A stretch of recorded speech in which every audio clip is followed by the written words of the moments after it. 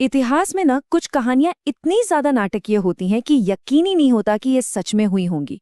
तो आज हम एक ऐसी ही कहानी की परतें खोलने वाले हैं। ये कहानी है जूलियस सीजर के खिलाफ रची गई एक बहुत बड़ी साजिश की। एक ऐसी कहानी जिसमें दोस्ती भी है, धोखा भी है और सत्ता का खेल तो है ही। तो सवाल ये उठता है कि कोई देशभक्त आखिर एक हत्यारा कैसे बन जाता है। आज हम इसी दिलचस्प कहानी में गहरे उतरेंगे। देखेंगे कि कैसे रोम के कुछ बड़े बड़े महान लोगों ने खुद को ये यकीन दिला दिया कि अरे भाई, अपने गणतंत्र को बचाना है तो अपने ही लीडर को मारना पड़ेगा। ये कहानी सोचने पर मजबूर कर देती है कि देशभक्ति और विश्वासघात के बीच की जो लाइन है वो कितनी पतली, कितनी धुंधली हो सकती है। इस पूरी साजिश के पीछे जो दिमाग था कैशियस, उसकी एक लाइन, बस ये एक लाइन ही पूरी कहानी बयां कर देती है। वो कहता है, सीजर एक भेड़िया है क्योंकि हम रोमन्स भेड़ हैं। मतलब कैशियस का सीधा सीधा ये मानना था कि सीजर की जो भी ताकत है ना, वो हमारी यानी रोम के लोगों की कमजोरी की वजह से है, कि लोग भेड़ बन गए हैं और सीजर भेड़िए की तरह बस फायदा उठा रहा है। तो फिर ये सब शुरू कहाँ से हुआ? चिंगारी कहाँ से लगी? असल में इसकी शुरुआत हुई रोम के जो बड़े बड़े ताकतवर सेनेटर्स थे, उनके मन में एक डर बैठ गया था। डर इस बात का कि सीजर की जो एम्बिशंस हैं, जो महत्वाकांक्षा है, वो उनके जीने के तरीके को, मतलब उनके गणतंत्र को हमेशा हमेशा के लिए खत्म कर देगी। तो सेनेटर्स ने एक योजना बनाई कि सीजर को इटली छोड़कर बाकी पूरे रोमन साम्राज्य का राजा बना देते हैं। मतलब एक तरह का समझौता था ये। सीजर को जबरदस्त पावर भी मिल जाएगी और सेनेटर्स का इटली पर कंट्रोल भी बना रहेगा। लेकिन कई लोगों के लिए ये कुछ ज्यादा ही हो गया था। उन्हें डर था कि ये तो सीजर को एक तानाशाह बना देगा और रोम के लोगों की आज़ादी वो तो छिन जाएगी। और फिर एक पब्लिक फेस्टिवल में कुछ ऐसा हुआ जिसने आग में घी का काम किया। सीजर को ताज पहनाने की पेशकश की गई। एक बार नहीं, दो बार नहीं, बल्कि पूरे 3 बार। बस यही वो पल था जिसने सीजर के दुश्मनों के दिल में डर को पक्का कर दिया। उन्हें यकीन हो गया कि वो राजा बनने के लिए पूरी तरह तैयार है। लेकिन हर बार जब उसे ताज पेश किया गया, सीजर ने उसे मना कर दिया और भीड़ तो खुशी से पागल हो गई। साजिश करने वालों में से एक था कैस्का। वो वहीं मौजूद था। उसने बाद में बताया कि कैसे सीजर ने ताज को ऐसे धकेला मानो उसे इसकी कोई परवाह ही ना हो।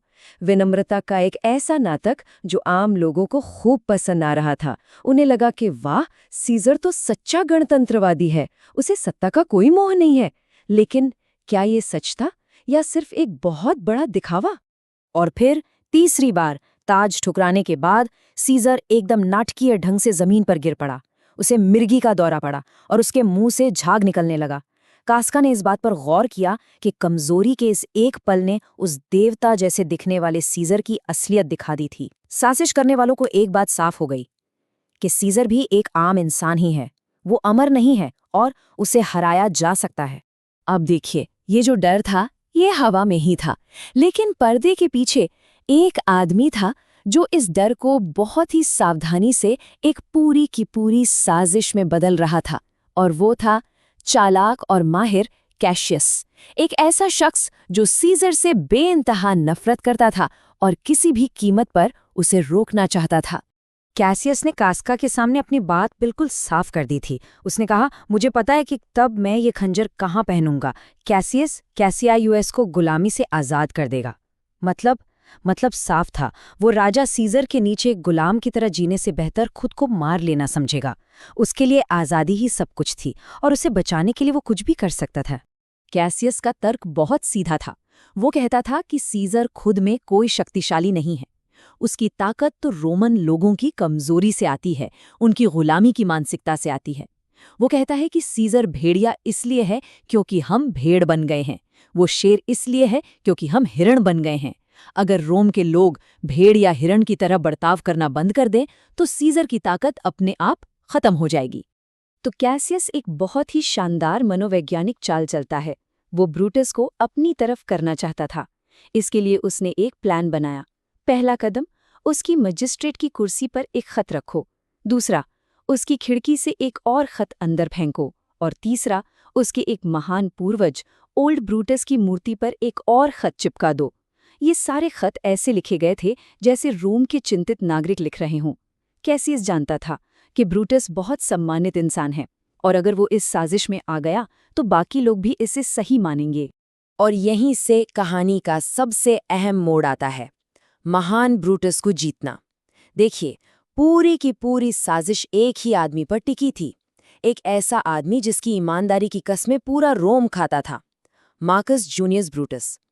रोम के लोग उससे बेहद प्यार करते थे और सिर्फ उसका इस साजिश में शामिल होना ही इस खूनी खेल को एक जायज काम बना सकता था। साजिश करने वाले एक पुरानी कला को, एल्केमी को बहुत अच्छे से समझते थे। एल्केमी क्या होती है? ये एक ऐसी प्रक्रिया है जिसमें लोग सीसे जैसी मामूली धातु को सोने जैसी कीमती धातु में बदलने की कोशिश करते थे, और इन लोगों के लिए ब्रूटस वही कीमियागर था। वो जानते थे कि सिर्फ ब्रूटस ही उनकी इस खूनी साजिश को एक महान काम में बदल सकता है, बिल्कुल वैसे ही जैसे सीसे को सोने में बदला जाता है। जैसा कि कास्का ने कहा भी था, ब्रूटस का शामिल होना एल्केमी जैसा होगा। ब्रूटस के बिना उनकी ये साजिश क्या थी? एक नीच, एक घिनौना काम। लेकिन ब्रूटस के साथ ये एक गुनी, एक सुनहरा काम बन जाएगा। लोगों की नज़रों में ये महान और ज़रूरी लगेगा। मतलब ब्रूटस के बिना वो सिर्फ हत्यारे थे, लेकिन उसके साथ वो गणतंत्र के रक्षक थे। और फिर आधी रात को लबादों में मुंह छिपाए सारे साजिश करने वाले ब्रूटस के घर इकट्ठा होते हैं। कैसियस से अकेले में बात करने के बाद ब्रूटस आखिरकार उनके मकसद में शामिल होने के लिए राजी हो जाता है। वो एक एक करके सबसे हाथ मिलाता है और इस तरह आधिकारिक तौर पर वो इस साजिश का हिस्सा बन जाता है। ये एक ऐसा फैसला था जो सिर्फ रोम का ही नहीं बल्कि खुद ब्रूटस का भविष्य भी हमेशा के लिए बदलने वाला था। अब जैसे ही ब्रूटस टीम में आया, ग्रुप के अंदर पावर का समीकरण तुरंत बदल गया। अब ब्रूटस ने प्लानिंग की कमान अपने हाथों में ले ली। वो अब सिर्फ साजिश का हिस्सा नहीं था, वो इसका लीडर बन गया था और अब उसके फैसले ही ये तय करने वाले थे कि ये साजिश कामयाब होगी या नाकाम। और कमान संभालते ही ब्रूटस ने दो बड़े और कह सकते हैं कि दुर्भाग्यपूर्ण फैसले लिए, जिनके आगे चलकर बहुत गंभीर नतीजे निकले। पहला, उसने शपथ लेने से मना कर दिया। उसका कहना था कि हमारा मकसद ही महान है, शपथ तो कायर और झूठे लोग लेते हैं। और दूसरा, उसने सीजर के वफादार दोस्त मार्क एंटनी को जिंदा छोड़ने के लिए सबको मना लिया। उसने ज्यादा प्रैक्टिकल सोचने वाले कैसियस की बात को पूरी तरह नजरअंदाज कर दिया। ब्रूटस का तर्क क्या था? उसने कहा, एंटनी तो सीजर का बस एक अंग है, एक हाथ की तरह, और अगर हम सिर ही काट देंगे तो हाथ अपने आप बेजान हो जाएगा। उसका मानना था कि एक बार सीजर खत्म तो एंटनी शक्तिहीन हो जाएगा। लेकिन वो ये समझने में चूक गया कि एक हाथ भी कितना नुकसान पहुंचा सकता है, खासकर तब जब वो बदला लेने पर आमादा हो। कैसियस ने बहुत डर जताया। उसने चेतावनी भी दी कि एंटनी का सीजर के लिए जो प्यार है वो उसे एक बहुत खतरनाक दुश्मन बना सकता है। लेकिन उसकी चेतावनी के बावजूद बाकी सबने ब्रूटस का साथ दिया और मार्क एंटनी को जिंदा छोड़ने पर सब राजी हो गए। ये एक ऐसी गलती थी जिसकी उन्हें बहुत बहुत भारी कीमत चुकानी पड़ी और शायद यहीं से इस साजिश के अंत की शुरुआत हो गई थी। अब हत्या का दिन जैसे जैसे पास आ रहा था, चेतावनियों की बाढ़ सी आ गई, साजिश के अंदर से भी और बाहर से भी।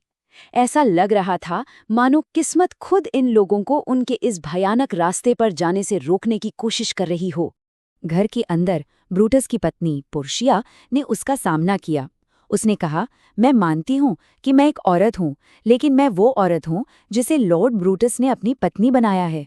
उसका तर्क था कि वो उसकी पत्नी है, एक महान रोमन की बेटी है और वो इतनी मजबूत है कि उसके बोझ को बांट सके। वो अपने पति के बराबर खड़ी होना चाहती थी, उसके राजों से बाहर नहीं रहना चाहती थी। और अपनी बात को, अपनी ताकत को साबित करने के लिए पोर्शिया ने कुछ ऐसा किया जिसे देखकर कोई भी हैरान रह जाए। उसने अपनी जांघ पर खुद से दिया हुआ एक गहरा जख्म दिखाया। उसकी इस हिम्मत को देखकर ब्रूटस हिल गया और उसने वादा किया कि वो उसे सब कुछ सच सच बता देगा। ये एक पल पोर्शिया की जबरदस्त ताकत और अपने पति के लिए उसके गहरे प्यार को दिखाता है। अब हत्या की सुबह हो चुकी थी और बाहर कई खतरे इंतजार कर रहे थे। एक तरफ आर्टेमिडोरस नाम के एक टीचर ने एक खत लिखा था जिसमें हर एक साजिश करने वाले का नाम था और वो उसे सीजर को देने की फिराक में था। दूसरी तरफ वही भविष्यवक्ता जिसने सीजर को पहले भी चेतावनी दी थी, वो फिर से सड़क पर उसका इंतजार कर रहा था, उसे रोकने के लिए। ऐसा लग रहा था कि हर तरफ से साजिश का पर्दाफाश होने का खतरा मंडरा रहा है और वक्त हाथ से निकलता जा रहा है। तो अब योजना पूरी तरह तैयार है, सारी चेतावनियों को नज़रअंदाज कर दिया गया है, लेकिन एक सवाल अब भी हवा में है। असली त्रासदी किसके बारे में है? उस आदमी के बारे में जो मारा जाएगा या उस आदमी के बारे में जो उसे मारेगा?